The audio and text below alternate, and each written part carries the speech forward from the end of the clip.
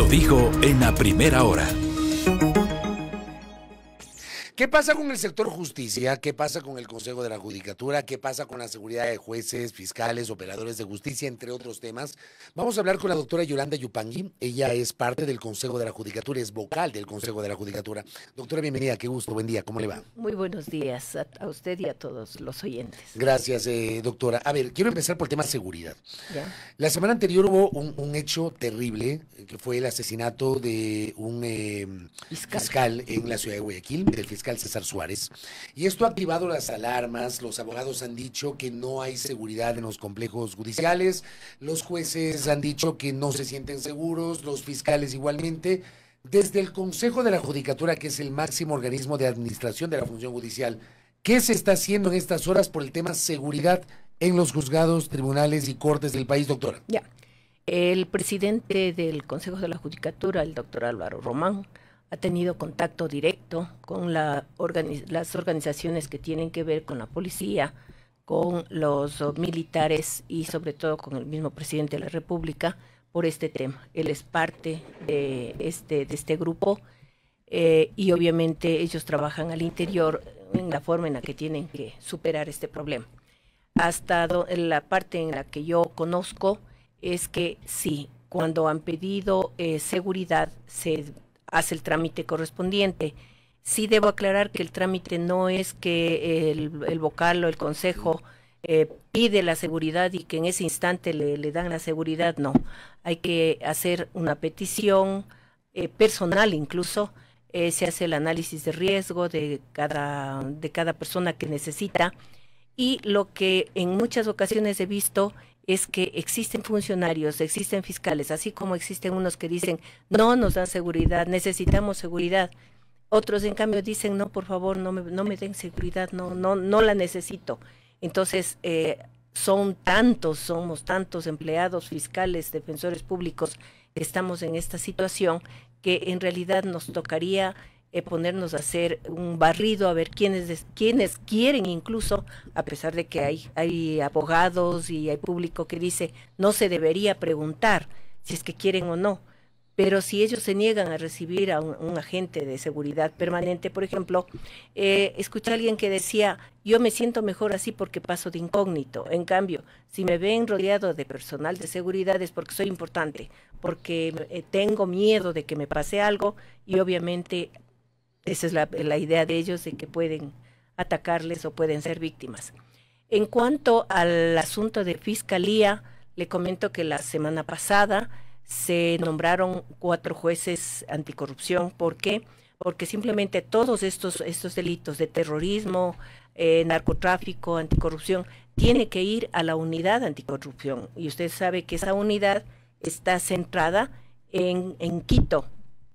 Y esa unidad no solamente que requiere mayor personal, sino que requiere mayor seguridad. Respecto de esto, la semana pasada, como le digo, nombramos 4 jueces más anticorrupción para las unidades, y adicionalmente se generó un tribunal más para que colabore con ellos en la segunda etapa, y con esto tenemos ya 8 jueces para juzgar delitos en primera instancia, y tenemos 3 tribunales para que continúen. Es posible que esta semana nombremos o ampliemos a una sala más de la Corte, por una parte. Por otra, lastimosamente no le puedo mostrar, hemos pedido seguridad especialmente para las unidades de más riesgo. Están ya con personal militar, con personal de la policía, las unidades judiciales, entre estas, esta de la unidad anticorrupción, que tratamos de enfocarnos a lo que es más peligroso, a los que sufren mayor riesgo. No podemos abarcar a todos, pero vamos a tratar de hacerlos especialmente con aquellos que tienen más riesgo. El asunto de los fiscales, usted sabe que la fiscalía tiene su independencia, entonces obviamente cuando ellos nos piden, nosotros estamos prestos, estamos trabajando a full porque nos cayó esto después que teníamos temas bastante álgidos. El momento en que salieron los 2 vocales anteriores, nos quedamos con temas bastante álgidos. Estamos tratando de salir de alguna manera, pero como le digo, el trabajo no cesa.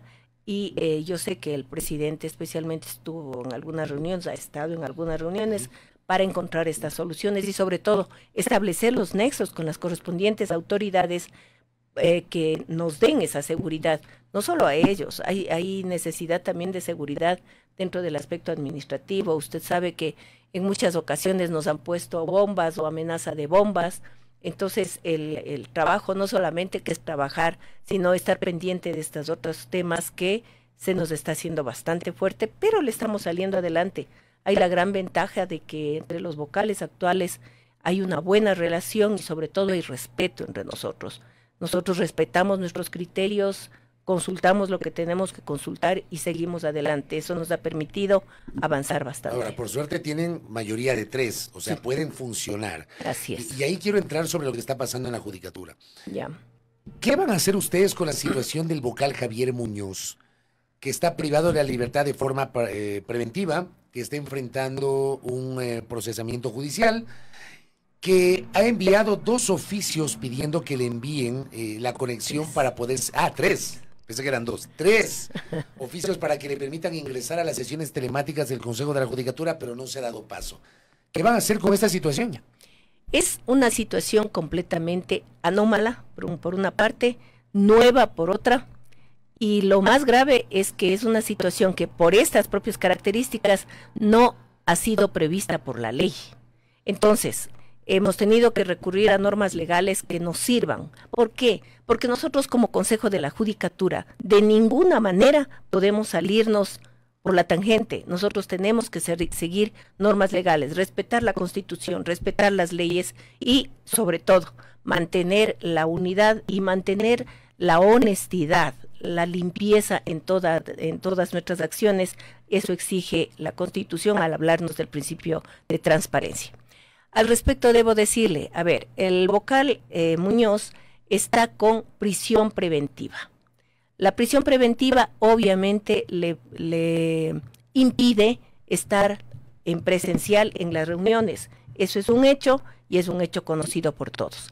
Pero no está impedido porque no ha dejado de ser vocal. El hecho de que tenga prisión preventiva no le da inhabilidad permanente, es una inhabilidad, si se puede hablar de inhabilidad temporal, o sea, es el no poder más que inhabilidad, imposibilidad de estar presente. ¿Por qué? O sea, no es el mismo caso, por ejemplo, de los ex vocales Maribel Barreno y Juan José Morillo, que dejaron el cargo, o sea, perdieron automáticamente el cargo cuando fueron llamados a juicio. Claro. En este caso no hay ese llamamiento a juicio todavía. Esto se vendrá, la ley establece que son 90 días. Entonces, son máximo 90 días, me aclaro el asunto. Pero todavía no se ha dado el auto de llamamiento a juicio. Por tanto, él está con prisión preventiva. ¿Cuánto dura la prisión preventiva? Mientras dure las investigaciones. Por tanto, él no ha sido separado del cargo.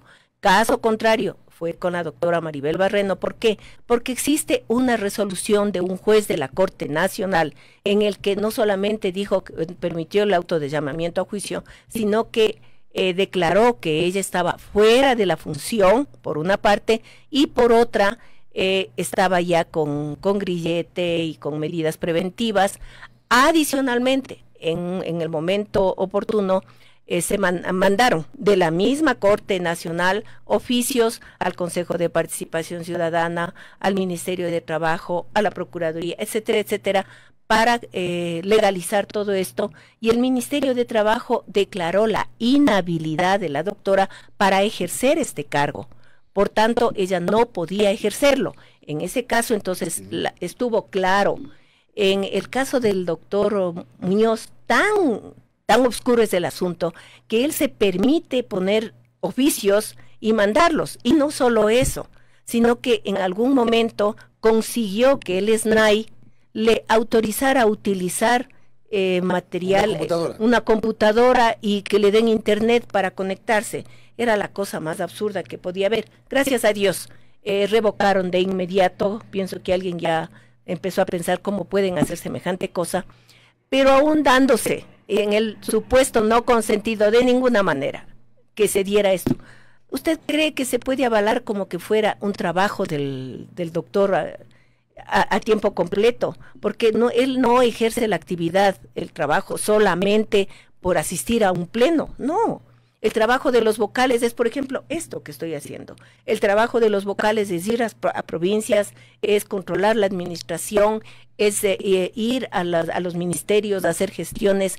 Incluso en el mismo edificio tenemos que movernos a un piso. Pero a otro está piso. Claro que el doctor Muñoz está trabajando. Obviamente, por eso digo, entonces, no es válido. El problema está en la falta de norma. ¿Por qué? Porque al Consejo de la Judicatura no se nos ha dado la facultad de declarar una, una ausencia o una imposibilidad. No, nosotros no tenemos esa facultad. Entonces, sí, de acuerdo con el criterio de las personas, puede haber ausencia, porque no va a trabajar. Puede haber imposibilidad, obviamente, porque no está ahí. Pero ¿quién declara eso? Entonces, ahí viene la pregunta. ¿Será el Consejo de Participación Ciudadana, que era la organización nominadora? ¿O será la Asamblea, que de acuerdo con la Constitución es el órgano fiscalizador y sancionador de las actividades del Consejo de la Judicatura? El artículo 258, me parece, el Código Orgánico de la Función Judicial, creo que este es el artículo que se invoca, sobre la integración del Consejo de la Judicatura, y gracias a la doctora Soledad Montero que me comparte justamente este artículo, se integrará por 5 delegados y sus respectivos suplentes, quienes serán elegidos mediante ternas enviadas por el presidente de la Corte Nacional de Justicia, que lo presidirá, fiscal general del Estado, defensor público de Función Ejecutiva y Asamblea Nacional. Y en la parte final dice, del artículo, el último inciso del 258, los miembros del Consejo en caso de ausencia o impedimento serán sustituidos por sus alternos. Si aquí tenemos una ausencia por impedimento, o un impedimento que implica la ausencia del doctor Muñoz, ¿no debería automáticamente ser sustituido por su suplente? Dígame si en el artículo dice, debe ser el presidente del consejo o deben ser los otros vocales los que reconozcan esta ausencia. No dice absolutamente. No lo puede hacer el Pleno, no debería ser el Pleno. No es una atribución del Pleno. No es atribución del Pleno. Si usted le revisa el mismo Código Orgánico de la Función Judicial, entre las atribuciones del Pleno no está esa atribución. Por eso le digo, es problema de un vacío legal. Yo entiendo. O sea, el vacío legal, perdón, doctora, el vacío legal es que, reconociendo que el doctor Muñoz tiene ausencia por impedimento, ustedes no encuentran argumento legal para declarar esa ausencia por impedimento. Qué bien, es justamente, sí, o sea, no encontramos la facultad legal para que el Pleno del Consejo declare la ausencia de este vocal. Entonces, obviamente, estamos reunidos, hemos conversado, habrá que hacer consulta. Pero no podrían hacer ustedes con una resolución, tomando en cuenta que siendo el Pleno viene a ser la máxima expresión del máximo organismo administrativo de la función judicial. Pero es uno de los máximos miembros del Consejo. O sea, es un compañero nuestro. Él es vocal del Consejo. Si fuese no con cualquier no es un subalterno. Ese es el problema. Si no fuese miembro del Consejo, sí podrían ustedes. Obviamente, es como si fuera un juez. Cualquier juez, incluso juez de Corte Nacional, nosotros podemos decir, pero siendo otro vocal, imposible. Mire, nosotros tenemos la unidad de control disciplinario ahí mismo en la Nacional, pero ¿cómo les hacemos que empleados inferiores le juzguen a un vocal? El vocal no tiene la misma categoría de un servidor de la función judicial, entonces imposible que una persona de una categoría inferior le juzgue al superior, por una parte. Por otra, como le digo, no hay disposición alguna, ni en la Constitución, ni en el Código Orgánico de la Función Judicial, ni en el mismo reglamento de sesiones que nos diga, señores, ustedes, Pleno, aquí están las facultades del Pleno, tienen la potestad de declarar la ausencia o declarar la imposibilidad. Que exista, sí, pero no podemos declararla la que no. Además, nosotros tenemos que cuidar esto mismo, la transparencia. ¿Qué tal si nosotros abrimos esa brecha?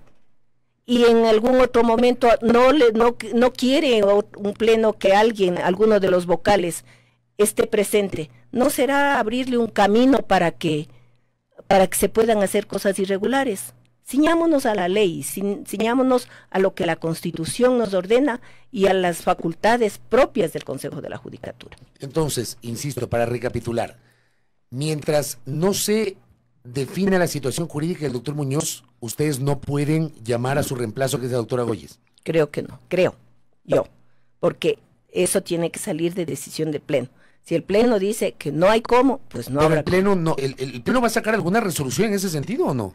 No hemos conversado así directamente, hemos pasado, la verdad, súper ocupados con el tema del concurso, de la bajada del concurso de jueces, del concurso para jueces de la Corte Nacional. Ese trabajito no fue una cosa muy pequeña, es bastante contradictorio, había que analizar paso por paso, había que trabajar con equipos, allí existía el equipo de jurídico, el equipo de talento humano, el equipo de la dirección general, incluso financiero. En todos en esos planos hemos trabajado y se ha trabajado fuerte, y sí, nos cogió de sorpresa este otro tema, pero lo estamos trabajando. Yo pienso que hoy, mañana nos reunimos y se tomarán las decisiones del caso. Yo sé que el presidente está preocupado de eso, incluso aspiro a que salga él a medios y él aclare perfectamente esta situación. Correcto. Lo último, lo que ustedes resolvieron la semana anterior, que es la nulidad del concurso para renovar parcialmente la Corte Nacional de Justicia a través de la selección de 7 nuevos jueces y juezas de este organismo que había comenzado en julio y que estuvo plagado de problemas. Sí. A ver, luego de que deciden la nulidad, con la nulidad, hay un término de 20 días que han dispuesto para que internamente se elabore una reglamentación. ¿Eso quiere decir que sí o sí va a haber un nuevo concurso? Sí o sí, ya se empezó a trabajar en eso. Es decir, tenemos ya una comisión que está trabajando en la elaboración del nuevo reglamento que va a regir la elección de jueces de la Corte Nacional. Entonces, eso se empezó ya a trabajar y tenemos, sí, bueno o malo, existe un camino andado.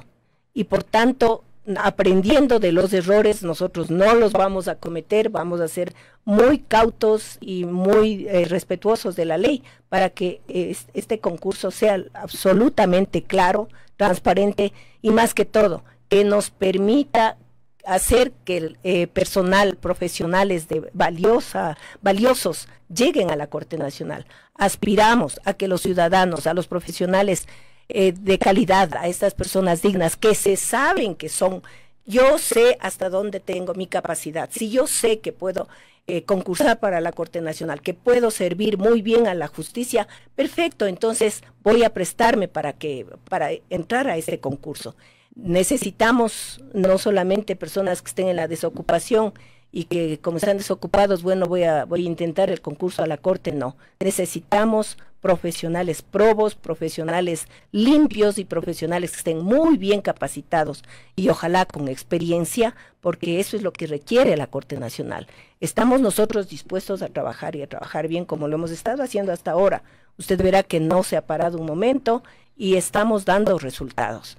En esta situación, entonces, necesitamos también esto. Por eso es que le bajamos, incluso pensábamos, de acuerdo con la sentencia que se generó en la acción de protección de uno de los concursantes, del doctor Terán, la jueza dispuso que se vaya solamente desde la prueba de confianza, que se regrese hasta ahí. Pero y el momento en que nos pusimos a analizar todo el proceso, en cada una de las fases establecimos quebrantamiento de normas legales. No lo estamos dando baja porque nosotros queremos o porque nos critican. No. Teníamos que establecer bases legales, bases que fueron quebrantadas, y de acuerdo con esto, entonces se pudo dar de baja con toda la tranquilidad del caso, porque está probado que hubieron las irregularidades y que hubo quebrantamiento de las normas. Hay una idea de cuánto podría tomar el nuevo proceso. Yo me imagino que iniciaría en febrero, pero ¿cuánto podría tomar? Aspiramos a que nos demoremos en cálculos, trabajando lo más rápido posible, entre 6 y 8 meses. Es decir, calculo yo que podría ser para octubre que ya tengamos, porque no podemos dejar más. Tome en cuenta que nuestro periodo termina el próximo enero. Entonces, si nosotros lo empezamos, nosotros lo vamos a terminar. Y por eso pondremos todo el impulso y toda la velocidad que esto tenga.